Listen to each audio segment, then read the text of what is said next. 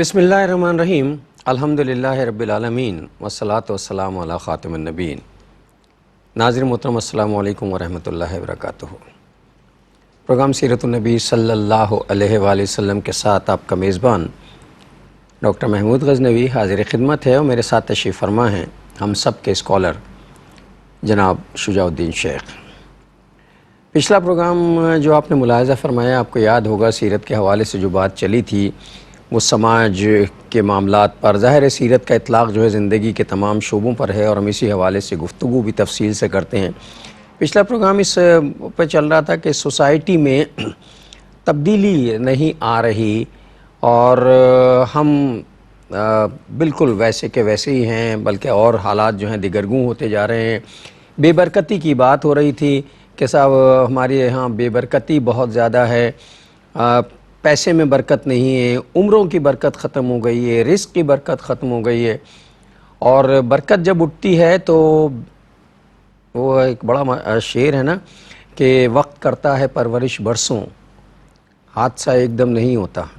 تو یہ جو حادثہ ہوا ہے بے برکتی کا، یہ ایک دم نہیں ہوا ہے، برسوں اس کی پرورش ہوئی ہے، اور پرورش یہ ہے کہ ہم اللہ کی طرف سے جو ہے وہ بالکل بے بہرا سے ہو گئے ہیں، دین کی طرف سے بے بہرا ہو گئے ہیں۔ ہم نے وہ سارے کام کرنا شروع کر دیے ہیں جس سے اللہ ناراض ہوتا ہے، اللہ کے رسول ناراض ہوتے ہیں۔ کبھی یہ ہوتا ہے کہ انسان ہونے کے ناطے ہم سے غلطیاں ہوتی ہیں، لیکن توبہ کے دروازے کھلے ہوتے ہیں، اگر ہم توبہ کر کے لوٹ آئیں تو اللہ تعالیٰ معاف کر دے۔ لیکن ہم نے یہ ڈٹائی اختیار، مجھے معاف کیجیے گا، ہم نے یہ ڈٹائی اختیار کر لی ہے کہ ہم توبہ نہیں کریں گے، اور صرف یہ رونا روتے رہیں گے کہ برکت نہیں رہی ہے، تباہ ہو گئے ہیں، کاروبار تباہ ہو گئے وغیرہ وغیرہ۔ اور آخر میں جو ہم نے حدیث شجاع صاحب نے پیش کی تھی وہ یہی تھی کہ یہ سارے لوگ جو ہیں مخلوق خدا جو ہے اللہ کا کنبہ ہے، اور جو اللہ کے کنبے کے ساتھ آسانیاں نہیں کرتا، اللہ تعالیٰ اس کے لیے بھی آسانیوں کے اسباب پیدا نہیں کرتا۔ تو شجاع صاحب کی طرف چلتے ہیں ریکیپ لینے، پھر انشاءاللہ آگے چلیں گے۔ السلام علیکم۔ وعلیکم السلام ورحمۃ اللہ وبرکاتہ۔ کچھ نکات مجھے یاد رہ گئے تھے جو میں نے عرض کر دیا۔ جزاک اللہ خیرن، کچھ نہیں کافی کچھ ہے ماشاءاللہ، جس کے لیے آپ کا ہم شکریہ ادا کرتے ہیں۔ اللہم صلی علی محمد وعلی آل محمد وبارک وسلم۔ رب اشرح لی صدری ویسر لی امری واحلل عقدۃ من لسانی یفقہوا قولی واجعل لی وزیرا من اہلی آمین یا رب العالمین۔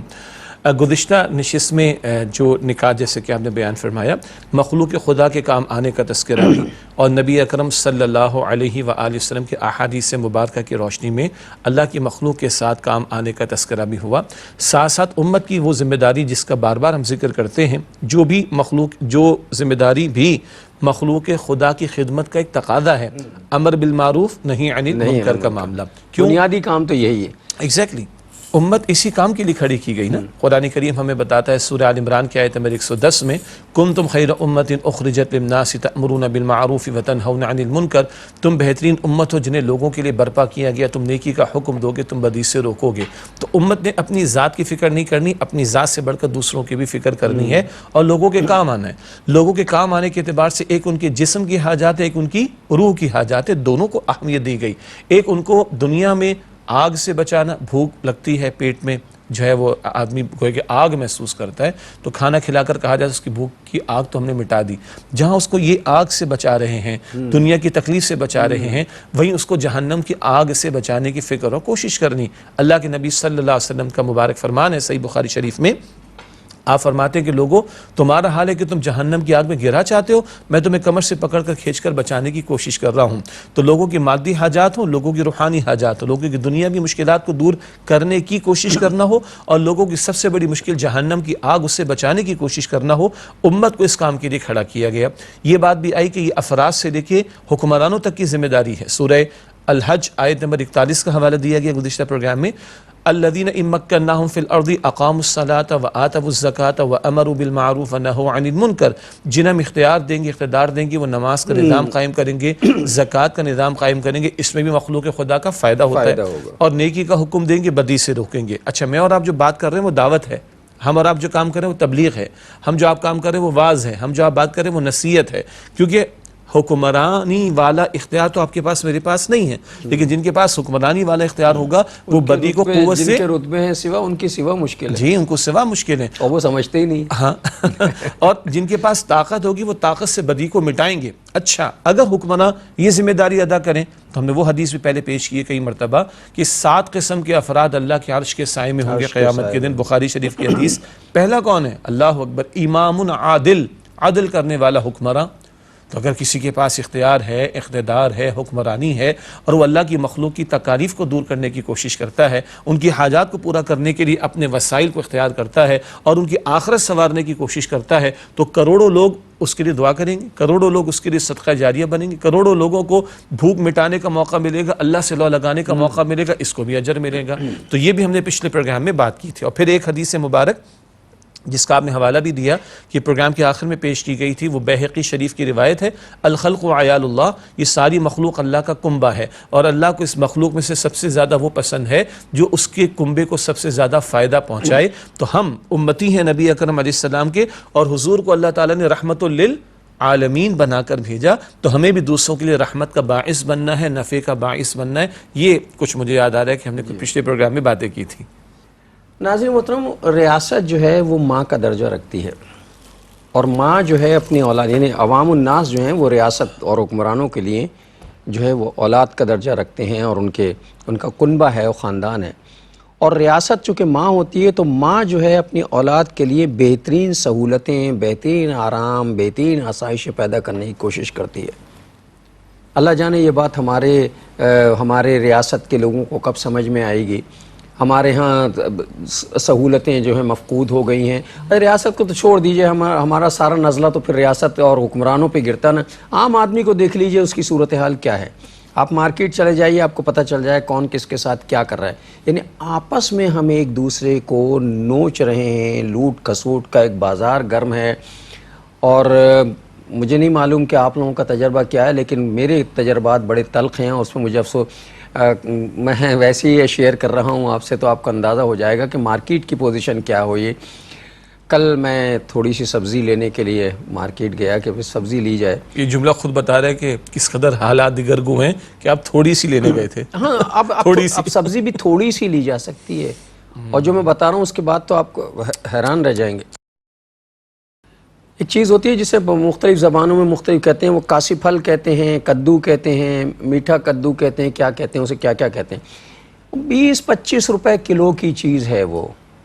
یہ وہ ہے کہ میں نے خود اپنی آنکھوں سے دیکھا ہے کہ وہ لوگ اپنی بکریوں کو کاٹ کے کھلا دیتے تھے۔ یہ سبزی ہے، اچھی، بہت اچھی سبزی ہے، اللہ کی نعمتوں میں سے ایک نعمت۔ کبھی یہ لے لیتے شعیب صاحب، وہ 100-150 روپے کلو ہے۔ یہ کسی صورت 25 اور 30 روپے کلو سے زیادہ۔ بھائی سبزی کوئی پیٹرول سے تو نہیں اگ رہی نا۔ اسی طرح وہ آپ کوئی بھی سبزی لینے چاہیں، معمولی سے معمولی سبزی لینے آپ چلے جائیں، 100-150 روپے سے کم آپ کو نہیں ملے گی، اور فروٹ تو پھر آپ کی دسترس سے باہر ہے۔ تو اب یہ بتائیے کہ یہ صورت ہے۔ اب پتہ یہ چلا ہے کہ صاحب اتنی مہنگی نہیں ہے، وہ جو آڑتی ہوتے ہیں یا جو ڈسٹریبیوٹرز ہوتے ہیں وہ اپنے ریٹ مقرر کرتے ہیں۔ تو اگر یہ ظلم ہے کہ عام آدمی جو ہے وہ سبزی سے روٹی کھانے کے قابل نہیں ہے، آٹا دیکھیے کتنا مہنگا ہے۔ تو یہ اگر مارکیٹ میں صورتحال ہوگی اور لوگوں کے پیٹ نہیں بھر رہے ہوں گے، تو کہاں کی خیر خواہی، کہاں اللہ کے کنبے کی خبر گیری؟ جب لوگوں کو کی بھوک نہیں مٹے گی تو انہیں بعد دین اور ایمان کی طرف ان کی فکر کیسے جائے گی؟ جی ایک نقطہ تو ہماری آڈینس اور ہم سب کی یاد دہانی کے لیے، آپ نے کدو کا ذکر کیا نا، تو یہ تو رسول اللہ علیہ السلام کو بھی پسند تھا، پسندیدہ چیز ہے، سنت ہے۔ ہاں اچھا، ایک اور پہلو سے دیکھ لیں، چاہے بظاہر وہ سستی بھی ہو یا سستا عمل ایک آئٹم بھی ہو، مگر وہ اس لیے قیمتی ہو گیا کہ رسول اللہ علیہ السلام کو پسند تھا۔ ایک تو ہماری ناظرین کی یاد دہانی کے لیے، اور کبھی سنت کی نیت سے بھی ہمیں کھانا چاہیے، سنت کی نیت سے بھی، باقی اس کے اپنے فوائد اپنی جگہ پر ہیں کیونکہ اللہ کے رسول نے استعمال فرمایا، یہ سب سے بڑا فائدہ ہے۔ آپ نے فرمایا کہ ماں کی طرح ہوتی ہے ریاست۔ اچھا، اگر ماں کا رول دیکھیں تو ماں تو قربانی ہی قربانی دیتی، جی، بھوکی رہتی ہے اور دینے والی ہوتی ہے نا، ٹھیک۔ اچھا، اور عجیب بات ہے، ماں باپ کے لیے ربوبیت کا لفظ آتا ہے، ہم قرآن پاک پڑھتے ہیں، یہ کتنی حیرت کی بات ہے۔ رب ارحمہما کما ربیانی صغیرہ، اس سورہ بنی اسرائیل کی آیت نمبر 24 میں ماں باپ کے لیے دعا آئی، ربی اے میرے رب، اللہ کو پکارے۔ رب حقیقی کون ہے؟ اللہ۔ رب العالمین کون ہے؟ اللہ۔ رب کائنات کون ہے؟ اللہ۔ لیکن ربی اے میرے رب، ارحمہما ان دونوں پر رحم فرما، کما ربیانی صغیرہ جیسے ان دونوں ماں باپ نے میری ربوبیت کی تھی۔ کیا مطلب؟ میری پرورش کی تھی، مجھے پالا تھا۔ خالق تو ہے، پیدائش کا ذریعہ تو نے ان کو بنایا، رازق تو ہے، رزق پہنچانے کا ذریعہ تو نے ان کو بنایا، محافظ تو ہے مگر ظاہری اسباب میں حفاظت کا ذریعہ تو نے ان کو بنایا۔ اب ماں باپ کو تو ربوبیت والا لفظ بھی اللہ نے عطا فرما دیا۔ اب اگر ہم یہ کہتے ہیں کہ ریاست ماں کی طرح ہوتی ہے تو ذرا ماں کا رول دیکھ لیجئے، ماں کا کردار دیکھ لیجئے، ماں کی قربانی دیکھ لیجئے، ماں کا ایثار دیکھ لیجئے، ماں کی مشقت کو دیکھ لیجئے، ماں کی محنت کو دیکھ لیجئے، اس کے اپنے آپ کو کھپا دینے کو دیکھ لیجئے۔ تو اگر یہ جملہ ہمارے معروف ہے کہ ریاست ماں کی طرح ہوتی ہے تو ریاست چلانے والوں کو تو ماں کی طرح اپنی رعایا کو ٹیکل کرنا چاہیے، کفالت کرنی چاہیے۔ ہاں، اس وقت کے معاشی حالات جو پوری دنیا میں دیگرگوں ہیں، ہم اس کو جانتے ہیں، ہم اس کا اعتراف کرتے ہیں، مگر اس سب کے باوجود جو ریاستی مشینری کو چلانے والے، یعنی جن کے ہاتھ میں ڈائریکٹلی حکمرانی ہے یا پھر ریاستی اداروں والے، ذرا وہ بھی غور کریں کہ سارے ٹیکسز کا بوجھ تو عوام پر ڈالا جاتا ہے، تو کچھ وہ بھی تو کنٹریبیوٹ کریں جن کے پاس اتنا کچھ ہے کہ پتہ نہیں کتنی نسلیں کھا سکتی ہوں گی۔ تو اگر وہ بھی کہتے جی ریاست تو ماں کی طرح ہوتی ہے تو کہنا کافی نہیں ہے، ماں کے رول کی طرف آنا بھی ضروری ہے۔ نہیں، وہ بھی صرف یہ کہ دو بیٹوں کے درمیان یا اولاد کے درمیان جو تفریق ہے، جو ڈسکرمنیشن ہے، وہ بڑی تکلیف دہ اور افسوسناک ہے، اور یہ ممکن نہیں ہے۔ مثلا ایک طبقہ جو ہے وہ امیر ترین ہے، اس کے بعد دولت کے انبار لگے ہوئے ہیں سوسائٹی میں۔ ایک طبقہ جو ہے غریب ترین ہے کہ اس کے پاس وہ نان شبینہ کو محتاج ہے، اس کے پاس روٹی کھانے کو نہیں ہے، اس کے بچے فاقے کر رہے ہیں، وہ علاج نہیں کروا سکتے ہیں۔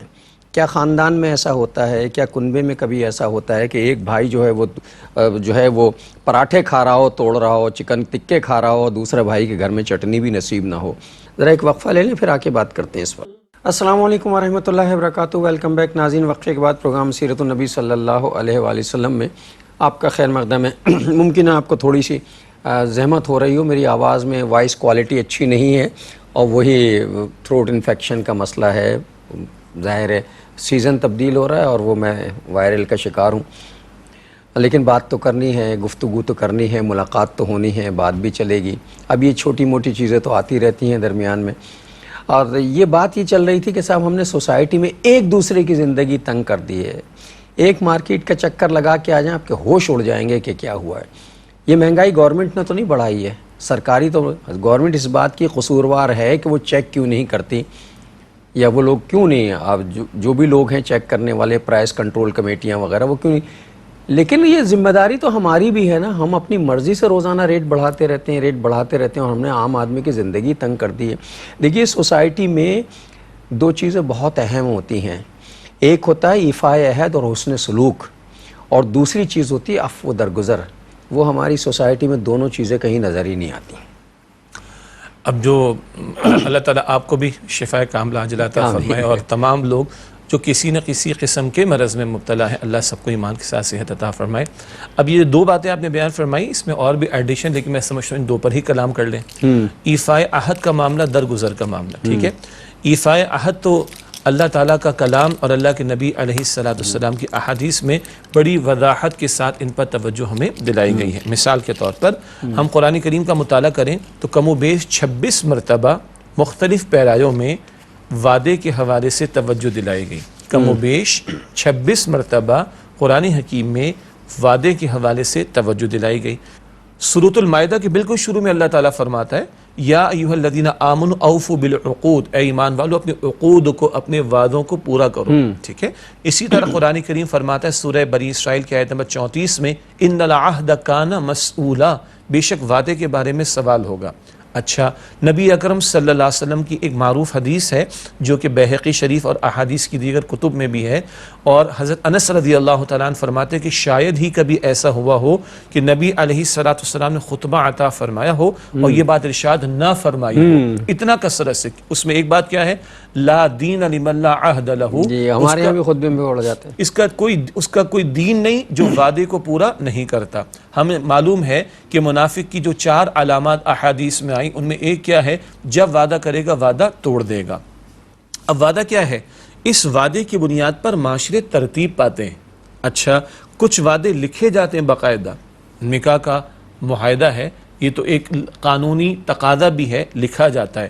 اسی طریقے پر کرائے کا ایگریمنٹ ہے، نوکری کا ایگریمنٹ ہے، کاروبار کا ایگریمنٹ ہے، 2 کمپنیز کا ایگریمنٹ ہے، قرض کا لین دین ہے، قرض کا، جزاک اللہ خیر، بڑی ہم اس پہ ڈنڈی مارتے ہیں، قرض کا لین دین ہے۔ اور قرآن پاک کی طویل ترین آیت کس موضوع پر ہے، قرض کے معاملے پر، اس کے لکھنے کے معاملے پر، اس کے گواہ بنانے کے اور معاملے اس میں اتنا کہ سگے بھائی بھی اگر آپس میں لین دین ماں باپ بیٹے بھی کر رہے ہیں عموم کا معاملہ ہے نا، کہ ایمان والوں سے مخاطبت ہے کہ ایمان والوں جو تم قرض کا معاملہ لین دین کرو اس کا تو لکھ لیا کرو۔ یہ البقرہ کی آیت نمبر 282 282 ہے جو قرآن کریم کی طویل ترین آیت ہے۔ حاصل کلام یہ ہے کہ معاشروں میں اگر وعدے کی تکمیل کا معاملہ نہ ہو تو گھروں میں پرابلم ہوگی، جھگڑے ہوں گے، جیسے کہ آپ نے کہا بھائیوں کے درمیان ہو جاتا ہے، گھروں کے اندر ہوگا، دوستوں میں ہوگا، مارکیٹ میں ہوگا، کاروبار میں ہوگا، اور معاشرے انتشار کا شکار ہوں گے۔ اچھا، کچھ وعدے لکھے جاتے ہیں باقاعدہ، جیسے کہ جاب، بزنس، کمپنیز کے ایگریمنٹ۔ ڈاکٹر صاحب کچھ معاہدے ہوتے ہیں جو امپلائڈ ایگریمنٹس کہلاتے ہیں، ہم نے لاء کی لینگویج میں بھی پڑھا، اور دین بھی اس کو اون کرتا ہے۔ مثلا پڑوسی کے ساتھ بھلا سلوک کرے گا، کہیں معاہدہ لکھا ہوا تو نہیں ہے، لیکن یہ طے شدہ بات ہے۔ چنانچہ معاشرے میں اگر معاشرے زندہ ہوں تو اگر ایک پڑوسی دوسرے پڑوسی کو تکلیف پہنچاتا ہے تو لوگوں کی ہمدردیاں اس مظلوم کے ساتھ ہوتی ہیں جس کو تکلیف پہنچائی گئی، حالانکہ ایگریمنٹ میں تو کہیں نہیں لکھا ہوا، کوئی ایگریمنٹ نہیں ہوا۔ اسی طرح چھوٹے بڑوں کا ادب کریں گے، بڑے چھوٹوں کے ساتھ شفقت کا معاملہ کریں گے، یہ تسلیم شدہ بات ہے۔ کوئی بوڑھے کے ساتھ ظلم و زیادتی کرے کسی سڑک پر تو لوگوں کی ہمدردیاں کس کے ساتھ ہوتی ہیں، بوڑھے کے ساتھ ہوتی ہیں، لکھا ہوا تو نہیں ہے۔ اور دین اس کو اون کرتا ہے، حدیث مبارک ہے، جو ہمارے بڑوں کا ادب نہ کرے، ہمارے چھوٹوں پر شفقت نہ کرے، وہ ہم میں سے نہیں ہے۔ تو اگر معاہدات کو کھولیں گے نا، یا وعدے کو کھولیں گے، تو اس میں لکھے ہوئے ایگریمنٹ بھی آئیں گے اور امپلائڈ ایگریمنٹ بھی آئیں گے، جو سوسائٹی امپوز کرتی ہے، سوسائٹی ایکسیپٹ کرتی ہے، اور دین اس کی تعلیم عطا کرتا ہے۔ ہاں، وعدہ ہمارا اللہ سے بھی ہے، ایاک نعبد کا اقرار، وإیاک نستعین، وإیاک نستعین، وعدہ ہمارا اللہ سے کلمہ پڑھ کر کہ معبود تو ہے، کسی اور کی نہیں، تیری مانیں گے، اور تیرے پیغمبر صلی اللہ علیہ وسلم کے مطابق تیری عبادت کریں گے۔ یہ پوری زندگی کا وعدہ۔ پھر وعدے اپنے آپ سے بھی ہوتے ہیں، لکھ کر بھی ہوتے ہیں، اور غیر لکھے بھی ہوتے ہیں، بغیر لکھے بھی معاہدات ہوتے ہیں۔ ان سب میں حقوق اور فرائض آ جاتے ہیں۔ یہ شوہر کا حق ہے تو یہ بیوی کا فرض ہے، یہ بیوی کا حق ہے تو یہ شوہر کا فرض ہے، یہ اگر استاد کا فرض ہے تو یہ شاگرد کا حق ہے، یہ اگر شاگرد کا فرض ہے تو یہ استاد کا حق ہے، یہ اگر حاکم کا فرض ہے تو یہ رعایا کا حق ہے، اور اگر یہ رعایا کا فرض ہے تو یہ حاکم کا حق ہے۔ یہ سارے حقوق و فرائض اس وعدے کے ذیل میں آتے ہیں۔ کوئی تو وجہ ہے کہ قرآن پاک 26 مرتبہ کم و بیش اس کا تذکرہ کر رہا ہے، اور حضور فرما رہے صلی اللہ علیہ وسلم، لا دین لمن لا عہد لہ، اس کا کوئی دین نہیں جو وعدے کو پورا نہیں کرتا۔ جیسا کہ ابھی شجاع صاحب نے فرمایا تھا کہ پڑوسی کے حقوق ہوتے ہیں، پڑوسی کے معاملات میں ایک واقعہ مجھے یاد آیا اسی گفتگو کے دوران۔ رسول اللہ صلی اللہ علیہ وسلم کی بارگاہ میں ایک صحابی حاضر ہوا، ان کا جی میرا پڑوسی جو ہے میرے ساتھ اتنا برا سلوک کرتا ہے کہ میں رہ نہیں سکتا۔ بات آئی گئی ہو گئی، دوسری مرتبہ پھر جا کے جو ہے شکایت کی، صاحب پڑوسی جو ہے بہت تنگ کرتا ہے۔ آپ صلی اللہ علیہ وسلم نے جو فرمایا وہ ذرا ملاحظہ فرمائی، مفہوم اس کا یہ، آپ نے فرمایا تم اپنا سارا سامان نکال کے باہر رکھ دو، اور جب لوگ تم سے پوچھیں تو بتا دینا کہ میں یہ گھر چھوڑ کر جا رہا ہوں۔ چنانچہ یہی ہوا، سارا سامان نکال کے انہوں نے باہر رکھا۔ محلے والوں پوچھنا حضرت آپ کیوں؟ کہنے لگے جی میں یہ گھر چھوڑ رہا ہوں۔ اب کیوں چھوڑ رہے ہیں، یا کوئی تکلیف ہے؟ کہنے لگے میرے پڑوسی نے مجھے بہت تنگ کیا ہوا ہے، اب میں یہاں رہ نہیں سکتا، مجبوری میں کہیں اور جا رہا ہوں۔ سارے محلے والے جمع ہو کے اس پڑوسی کے پاس گیا، اسے جا کے لعنت ملامت کی، اسے سمجھایا بجھایا کہ اتنے نیک پڑوسی کے ساتھ تم یہ حرکت کرتے ہو۔ آخر کار اس شخص نے معافی مانگی اور معافی مانگنے وقت خود سامان اٹھا کے پڑوسی کا گھر میں رکھا اور وعدہ کیا کہ آئندہ میں ان کے ساتھ برا سلوک کیا، ایسی کوئی بات نہیں کروں گا جس سے انہیں تکلیف پہنچے. یہ رسول اللہ کی حکمت عملی تھی پڑوسی کے حوالے سے. یہ صورتحال ہے. اب آپ کی اجازت سے اب ایک تو پڑوسیوں کے بارے میں دین کی مستقل تعلیمات ایک، اور جو حضور علیہ السلام نے اس کو تدبیر سجھائی، اگر آج کے تناظر میں دیکھیں تو اس کو سوشل پریشر کہا جاتا ہے، سوشل پریشر، سماجی پریشر کہا جاتا ہے، سماجی دباؤ کہا جاتا ہے. آئیے تھوڑا تھوڑا کلام کر لیتے ہیں. جہاں تک پڑوس کا معاملہ ہے، قرآن کریم میں سورہ نساء کی آیت نمبر 36 ہے، وہاں پہ کئی حقوق کا تذکرہ آتا ہے، لیکن 3 پڑوسیوں کا ذکر آیا، والجار ذی القربہ والجار ذی القربہ والجار الجنوبی والصاحب بالجنب. ایک پڑوسی ہوگا جو رشتہ دار ہوگا تو اس کے 2 حق ہو جائیں گے. ایک پڑوسی ہوگا جو اجنبی ہے، رشتہ دار نہیں ہے. اور ایک ہے پہلو کا ساتھی. آپ اور میں پروگرام کر رہے ہیں اور ماشاءاللہ ہم ساتھ آتے بھی ہیں اور ساتھ جاتے بھی ہیں الحمدللہ. تو پکے پڑوسی ہیں. تو جتنی دیر ہم آپ ساتھ بیٹھیں، یہ ہے صاحب بالجنب، پہلو کا ساتھی، ساتھ بیٹھنے والا. ایک بس کے اندر، ایک گاڑی میں، ایک ٹرین میں، ایک جہاز میں، ایک مسجد میں، ایک کلاس روم میں، ایک کمپنی کے اندر چند منٹس، چند گھنٹے ساتھ بیٹھنے والے بھی قرآن کہتا ہے پڑوسی ہیں. تو یہ پڑوس کا تصور اتنا وسیع تر ہے. ایک بات. دوسری بات، احادیث مبارکہ بہت ہیں، ایک ہی کا حوالہ. نبی علیہ السلام نے فرمایا کہ جبرائیل علیہ السلام اتنی مرتبہ پڑوسیوں کے بارے میں تاکید لے کر آئے، ان کا حق ادا کرنے کے تعلق سے، حسن سلوک کے تعلق سے. تو جبرائیل اتنی مرتبہ آئے میرے پاس تاکید لے کر پڑوسیوں کے بارے میں حسن سلوک کے لیے کہ مجھے گمان ہونے لگا کہ کہیں اللہ تعالیٰ فرشتوں کو پڑوسیوں کو وراثت میں، جی کہیں اللہ تعالیٰ پڑوسیوں کو وراثت میں حصہ نہ دے دے، حصے دار نہ بنا دے. اس قدر تاکید آئی ہے. پھر اب اور حدیث ہے، من کان یؤمن باللہ والیوم الآخر، جو اللہ تعالیٰ پر ایمان رکھتا ہو، جو آخرت پر ایمان رکھتا ہو، فلیکرم جارہ، اس سے چاہیے اپنے پڑوسی کا اکرام کرے. اللہ کے پیغمبر علیہ السلام نے فرمایا واللہ لا یؤمن واللہ لا یؤمن واللہ لا یؤمن، ایمان والا تو ہل جائے. 3 مرتبہ نبی علیہ السلام نے قسم اٹھا کر فرمایا اللہ کی قسم وہ مومن نہیں، اللہ کی قسم وہ مومن نہیں، اللہ کی قسم وہ مومن نہیں. صحابہ پریشان، کس کے بارے میں؟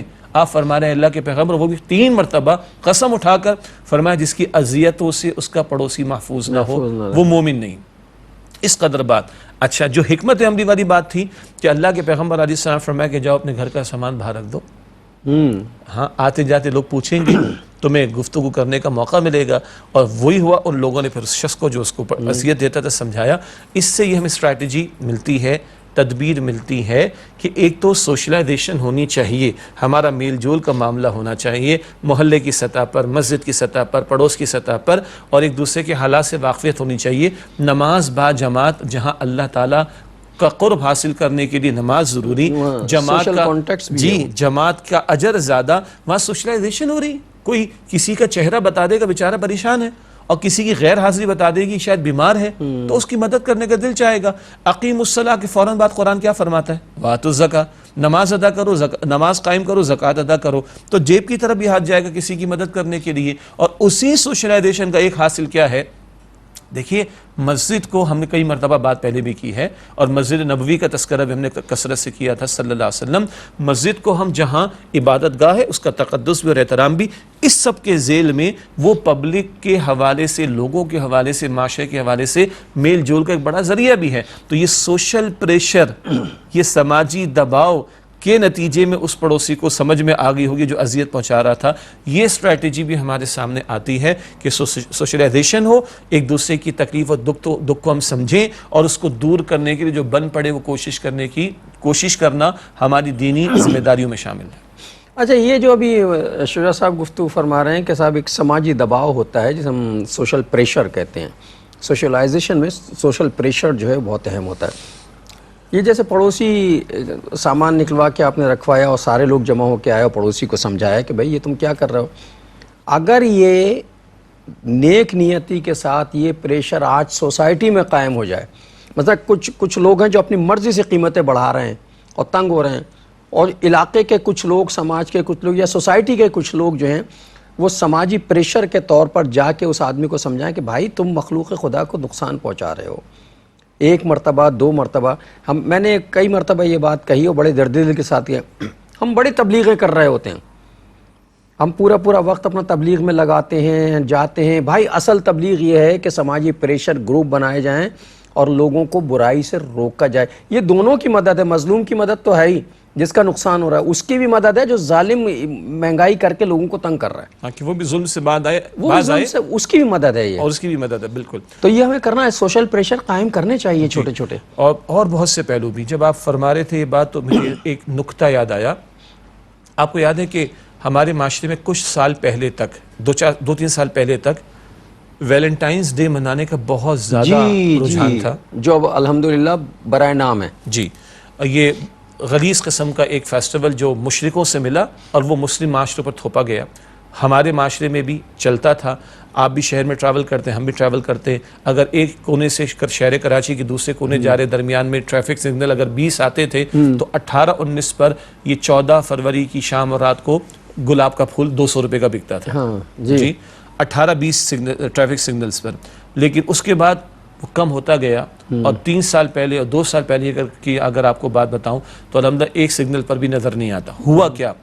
دینی طبقات کی طرف سے بھی بات اٹھی، ممبر سے بھی بات اٹھی، حتیٰ کہ سوشل میڈیا پر بات اٹھی، اور حتیٰ کہ شو بز کے لوگوں کی طرف سے. ان کی باقی باتوں سے میں اختلاف، شو بز کے لوگوں کی طرف سے بھی اور وہاں پرفارم کرنے والی خواتین کی طرف سے بھی باہر بات آئی کہ بھائی یہ تو ہمارا فیملی سسٹم برباد ہو جائے گا، ہمارا خاندانی نظام برباد ہو جائے گا. یہ پریشر ڈیولپ ہوا اور الحمدللہ آپ دیکھ سکتے ہیں کہ یہ اثر ٹوٹ گیا ویلنٹائنز ڈے منانے کا. ناظرین ایک وقفہ لیتے ہیں، پھر آ کے انشاءاللہ بات کرتے ہیں اس موضوع پر. السلام علیکم ورحمۃ اللہ وبرکاتہ. ویلکم بیک ناظرین. وقفے کے بعد پروگرام سیرت النبی صلی اللہ علیہ وآلہ وسلم میں آپ کا خیر مقدم ہے.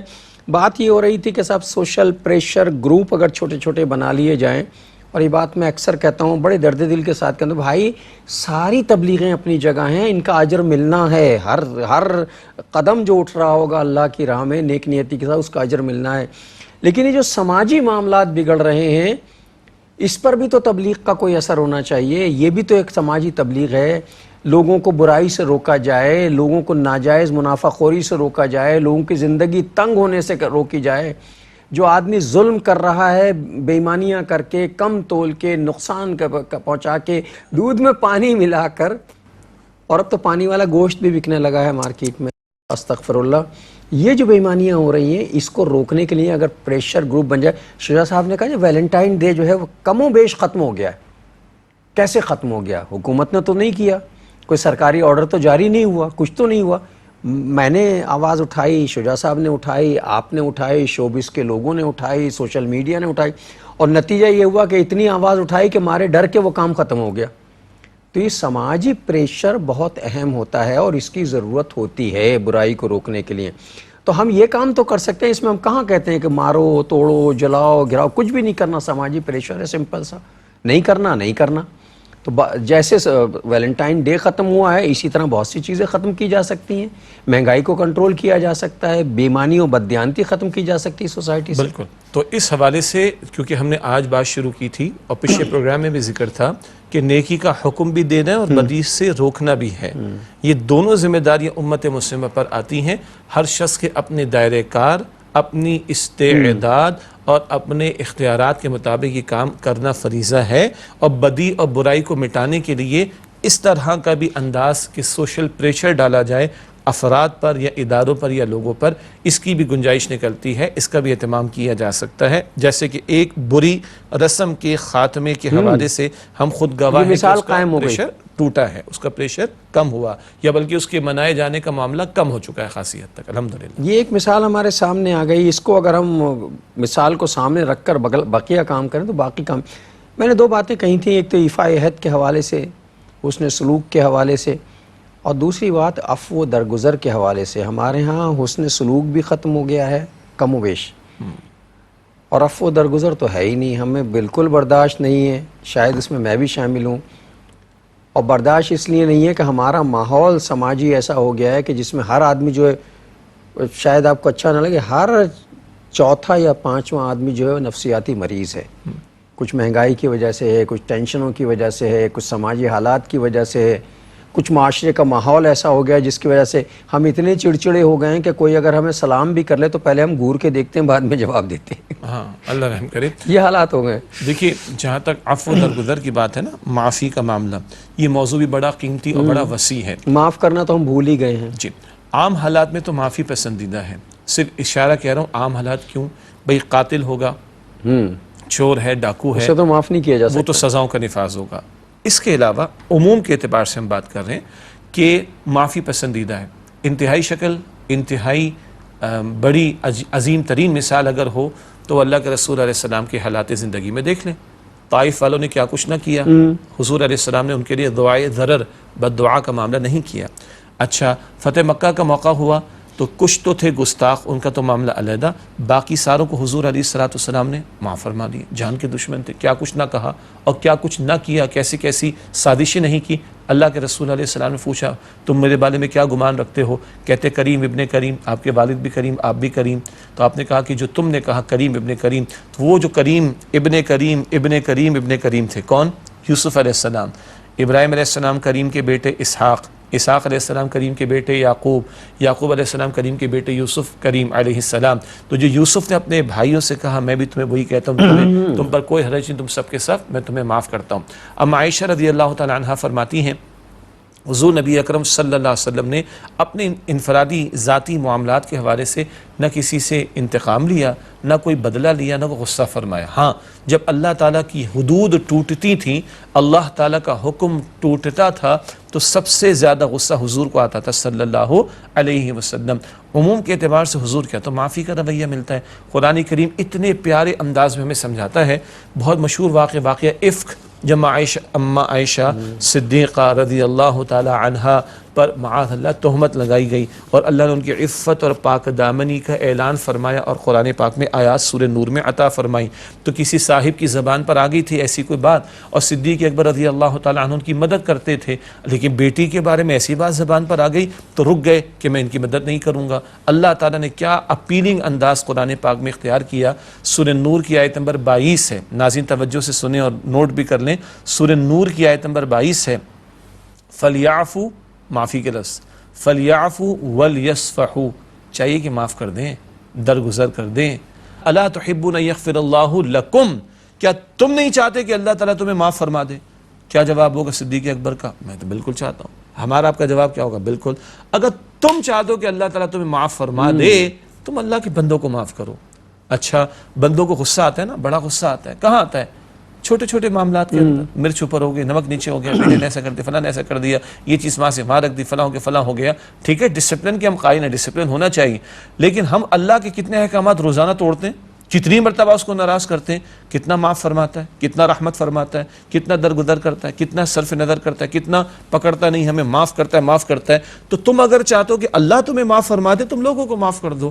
اور آج ہوا یہ ہے کہ کہیں کا غصہ کہیں نکل جاتا ہے غلطی سے نہیں بلکہ نیچر ہو گئی. ہاں اور پریشر ہیں، اکنامک پریشرز ہیں، حالات دیگر گوں ہیں. اور آپ نے صحیح فرمایا ہر چوتھا پانچواں شخص نفسیاتی امراض میں مبتلا ہے. کیوں نہیں ہوگا وہ؟ جی سب ہیں، شاید میں بھی ہوں. جی کوئی ایسی انوکھی بات نہیں ہے، میں بھی ہوں گا اس میں. مطلب بجلی آپ کے ہمارے پاس مسئلہ، گیس آپ کے پاس ہمارے پاس مسئلہ، گھر سے باہر نکل جائیں ٹریفک آپ کے پاس ہمارے پاس مسئلہ، کھڈے شہر کے اندر کراچی والے کو ہم پہلے بھی بات کر چکے ہیں. ٹھیک ہے بڑا علاقہ کراچی کا پوش علاقہ سمندر کے پاس پورا کھدا پڑا ہے ڈرینیج کے سسٹم کے لیے، ہر گلی کھود کر رکھی ہوئی ہے. یہ کیا ہے آخر؟ ہیں یہ مصائب ہیں، مشکلات ہیں. پھر اکنامک کنڈیشنز کیا ہے ہم سب کو پتہ ہے، خودکشیاں بڑھ رہی، اللہ تعالیٰ معاف رکھے. تو ان سب میں ہوتا ہے اور یہ ہوگا. اور عدل کا نظام نہ ہو، ظلم کا نظام ہو، ایک طرف عیاشیوں کے ڈھیر لگے ہوں اور دوسری طرف آٹے کی لائن میں لوگ کھڑے ہو کر بیچارے مر رہے ہوں، تو نفسیاتی مریض بندے ہیں اور لوگوں نے نفسیاتی مریض تو بننا ہے. لیکن اس سب کے تناظر میں ایک طرف ظلم کے خاتمے کی بھی کوشش کرنی ہے، مگر ان بنیادوں پر تربیت کا معاملہ کہ بھائی اللہ کے پیغمبر کے ساتھ جو کچھ ہو گیا ہمارا تو تصور بھی اس کا نہیں ہے، اس سے زیادہ ہمارے ساتھ تھوڑی ہو سکتا ہے. انہوں نے تو معاف فرمایا ہے، عام عمومی معاملات میں معاف فرمایا. تو درگزر کا معاملہ، باہر کا غصہ گھر والوں پر نکالتے ہیں. ہاں گھر میں ناچاقی ہوگی اسٹوڈنٹ پہ جا کے نکالتے ہیں. مشہور لطیفہ ہے نا سر، پیپر وہ چیک کرنے ایک صاحب بیٹھے اور سب کو فیل کر دیا. پتہ چلا کہ گھر میں کھٹپٹ تھی اور نزلہ سارا نکلا بیچارے اسٹوڈنٹ کے اوپر، سارے فیل ہو گئے. یہ کیا ہے آخر؟ تو اپنے آپ کو کنٹرول میں رکھیں. اور دیکھیں کہ اللہ کتنا ہمیں معاف فرماتا ہے. ہم بھی اگر بندوں کو معاف کرتے رہیں گے انشاءاللہ تعالی، ڈسپلن اپنی جگہ رہے گا، مجرمین کی سزا کا نفاذ ہوگا، ظلم کے خاتمے کی کوشش ہوگی. یہ میں پہلے کہہ چکا ہوں، انڈر نارمل سرکمسٹانسز کی بات کر رہا ہوں کہ عام طور پر معافی پسندیدہ ہے. اس سے معاشرے کے اندر امراض بھی کم ہوں گے، نفرتیں کم ہوں گی، عداوتیں کم ہوں گی، اور انشاءاللہ تعالی دلوں میں وسعتیں اور محبتیں پیدا ہوں گی. ابھی شجاع صاحب نے فرمایا کہ صاحب جتنے مصائب اور جتنی تکلیفیں رسول اللہ صلی اللہ علیہ وسلم پر پڑی ہیں، ظاہر ہمارا رول ماڈل تو وہی ہے، اور ہمیں تو یہی کہا گیا کہ ساری زندگی جو ہے رسول اللہ کی نمونہ ہے تمہارے لیے. تو ابھی جو بات ہوئی جتنے مصائب رسول اللہ پہ پڑے، عفو و درگزر کے حوالے سے بات کر رہا ہوں. یہی تو اہل مکہ تھے جنہوں نے حضور صلی اللہ علیہ وسلم کی زندگی مطلب تنگ کر رکھی تھی مکہ میں. کیا اذیت تھی جو انہوں نے نہیں دی تھی جب حضور کو مکہ چھوڑنا پڑا. آپ بیت اللہ کی طرف مڑ مڑ کے دیکھتے تھے، وہ کہتے ہیں کعبۃ اللہ تو یہ چھوڑ کے جانے کو دل تو نہیں چاہتا، مگر یہ جو تیرے لوگ ہیں ایک جنم جنم کے بیری ہمیں رہنے نہیں دیتے. یہ کہہ کے آپ صلی اللہ علیہ وسلم چلے گئے. تو جب فاتح بن کے آئے تھے تو کیا معاملہ ہوا تھا؟ اللہ اکبر کبیرہ. اور سب کے سب معافی کا کیا عالم تھا؟ فتح مکہ کے موقع پر موجود ہیں. کچھ کا کہا کہ یہ تو خانہ کعبہ کے غلاف میں اس کے کپڑے میں لپٹے سخت ترین مجرم ہے، گستاخ تھے نا، گستاخ ہیں. یہ ایکسیپشن معاملہ، ان کے تو ایگزیکیوشن کا معاملہ ہوا. اور عظیم اکثریت کے بارے میں حضور نے فرمایا کہ جو یوسف علیہ السلام نے اپنے بھائیوں سے کہا وہی میں تمہیں بھی کہتا ہوں کہ لا تثریب علیکم اليوم، آج تم پر کوئی حرج کوئی گناہ کا معاملہ نہیں، تم سارے کے سارے آزاد ہو. یہ حضور نے فیصلہ فرمایا اور ان کی معافی کا اعلان فرمایا. اہل مکہ کی یہ معافی جو ہے یہ معاشرتی اور سیاسی زندگی میں سنگ میل ہے، مثال ہے کسی اسلامی ریاست کے لوگوں کے لیے کہ فتح مکہ. اچھا اس سے پہلے رسول اللہ معجزے بھی دکھا رہے ہیں، لوگ ایمان نہیں لا رہے. رسول اللہ کلمہ پڑھا رہے ہیں، لوگ کلمہ پڑھنے کے لوگ آیتیں سنا رہے ہیں، لوگ سے تیار نہیں ہو رہے. لیکن جب عام معافی کا اعلان کیا، یہ سماجی معاملات ہیں، جب عام معافی کا آپ نے اعلان کیا تو پھر کیسے جوق در جوق لوگ آئیں. جی اذا جاء نصر اللہ والفتح ورأیت الناس يدخلون فی دین اللہ افواجا. بالکل بالکل. یعنی دو پہلو ہیں. ایک طرف تو بہرحال بدر سے سلسلہ شروع ہوا اور 13 برس سے قرآن حکیم سے سمجھایا گیا، اور اس کے بعد تلوار بھی اٹھی ہے اور فتح مکہ کا موقع بھی آیا. تلوار برائے تلوار نہیں، جنگ برائے جنگ نہیں، بس جو جبر اوپر ہے نا باطل کا، اس کا خاتمہ. جبر ہٹ گیا. حضور آئے ہیں فاتح کی حیثیت میں صلی اللہ علیہ وسلم، لیکن جبر ہٹ گیا سرداروں کا. اب جو چاہے گا آزاد مرضی سے قبول کر لے گا. تو جبر تو ہٹ گیا ایک، اور اب حضور نے معافی کا اعلان فرما دیا، دلوں کو جیت لیا.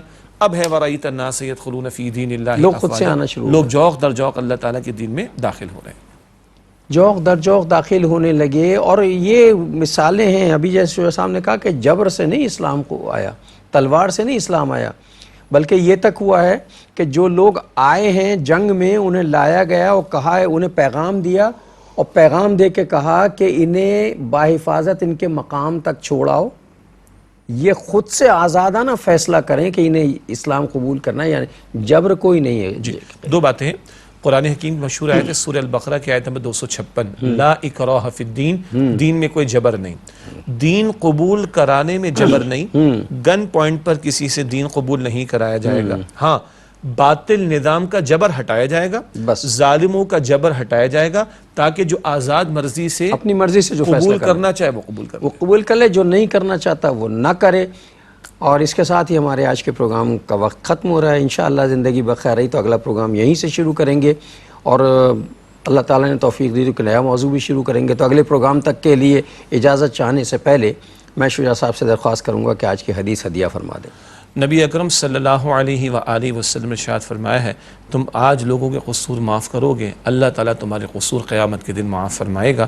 یہ بات اسی تسلسل میں ہے کہ ہم دوسروں کو معاف کریں، اللہ تعالیٰ ہمیں معاف فرمائے گا انشاءاللہ. اور ناظرین محترم، اس کے ساتھ ہی ہمارے آج کے پروگرام کا وقت ختم ہوا.